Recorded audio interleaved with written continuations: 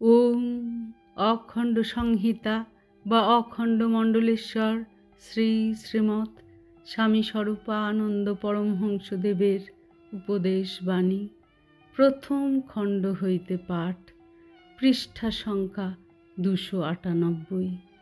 পথ ও তাহা খুঁজিবার শক্তি। শ্রী শ্রী বাবামণি লিখিলেন, তুমি দিনহীন নহ, তোমার পথ তোমার নিজেরই শক্তিতে খুঁজিয়া লইতে হইবে এবং জানিও সেই সামর্থ্য দিয়াই ভগবান তোমাকে এ জগতে পাঠাইয়াছেন। কোন পথে কার পূর্ণতা ইহা জানিবার ক্ষমতা হইতে বঞ্চিত করিয়া একজনকেও তিনি পাঠান নাই।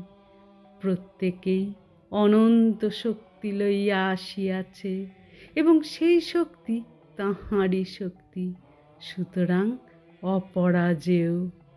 তবে এ অনন্ত শক্তি ক্ষুদ্র আধারে সবটা ফুটিতে পায় না, মলিন মনের মধ্য দিয়া বিকাশ পায় না, তাই সাধনা করিতে হয়।